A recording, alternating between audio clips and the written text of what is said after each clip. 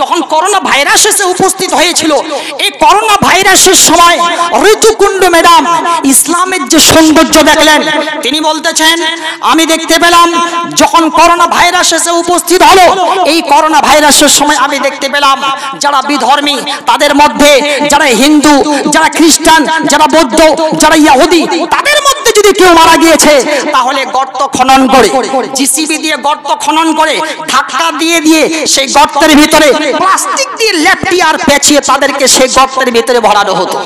এটা আমি দেখেছি।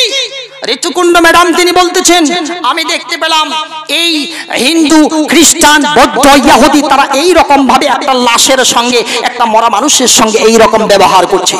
কিন্তু আমি আবার পাশেও পেলাম, ঋতুকুণ্ড ম্যাডাম তিনি বলতেছেন আমি আবার পাশেও পেলাম, আমি মুসলমানদের ইতিহাসে দেখলাম সেই চলে আসলো করোনা ভাইরাস, টাচ করলেই নাকি করোনা। সবাই তো তখন দূরে সরে থাকতাম, আরে ভাই টাচ করলেই করোনা চলে আসবে, না না না আমি মরতে চাই না, কেউ কোনো লাশকে, কেউ কোনো মানুষকে টাচ করতে চাই না, এমন একটা পরিস্থিতি চলে এসেছিল, তাই না?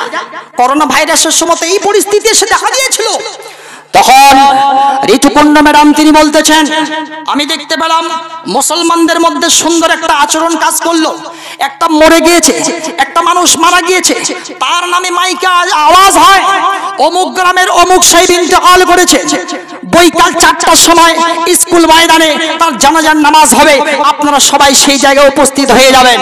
একজন নয়, দুইজন নয়, বিশাল করোনা ভাইরাসের সময়ও আবার সেই জায়গায় ঋতুকুণ্ড ম্যাডাম তিনি বলতেছেন আমি দেখেছি, নিজের চোখে দেখেছি, সব মুসলমানেরা দলে দলে গ্রাম থেকে ছুটে গিয়ে মানুষেরা যাচ্ছে একের পর এক, আর সেই জায়গায় এক সুন্দর করে জামাতের সহিত নামাজ আদায় করছে, একেবারে কাতারে কাতার, সাফে সাফ, এর পাওয়ার সাথে ওর পায়ের সাথে সবাই দাঁড়িয়ে গিয়েছে, সবাই সুন্দর করে দাঁড়িয়ে গিয়েছে, কোনো রকমের কোনো বাধাও নেই, কিচ্ছু নাই, সবাই খুব সুন্দর করে দাঁড়িয়ে গিয়েছে। আমার ভাইরা, ঋতুকুণ্ড ম্যাডাম তিনি বলতেছেন সবাই জামাতের সহিত নামাজ আদায় করলো, লাশটাকে আবার সুন্দর করে গোসল দিয়া, কাফন দিয়া সুন্দর করে রেখে দিল। ঋতুকুণ্ড ম্যাডাম তিনি বলতেছেন এই যদি হয় মুসলমানদের একটা মরা মানুষের সাথে যদি এই রকম সুন্দর আচরণ আর সুন্দর ব্যবহার হয়, তাহলে মুসলমান একটা জীবিত মানুষের সাথে কি রকম ব্যবহার করতে পারে।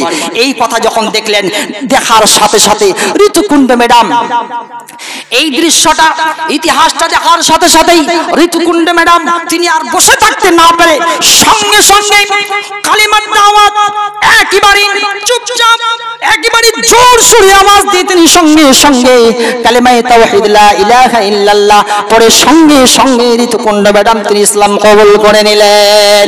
আমার ভাইরা, আল্লাহর নবী তিনি বসে আছেন, এমন সময় একটা ইহুদির লাশ চলে যাচ্ছে, ওই ইহুদির লাশটাকে দেখার পর আল্লাহর নবীর সঙ্গে সঙ্গে তিনি দাঁড়িয়ে গেলেন।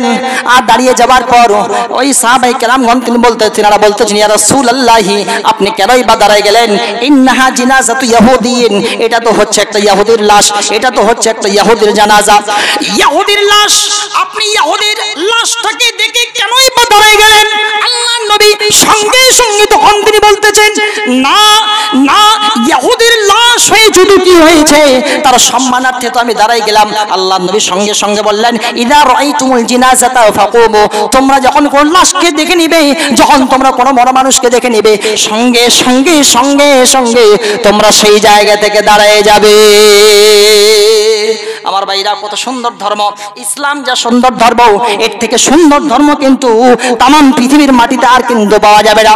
তাই তো বলতেছিলাম এই ইসলামটাকে এমনিতেই, দেওয়ালগুলোকে এমনিতেই শুধু বানিয়ে দেওয়া হয় নাই, নরম ইমান দিয়ে বানা হয় নাই, রক্ত দিয়ে তলোয়ার দিয়ে, বোমার আর গুলির আওয়াজ খেয়ে তীর ধনুক আর এই সমস্ত জিনিসের আঘাত খেয়ে ইসলামটাকে মজবুত করা হয়েছে।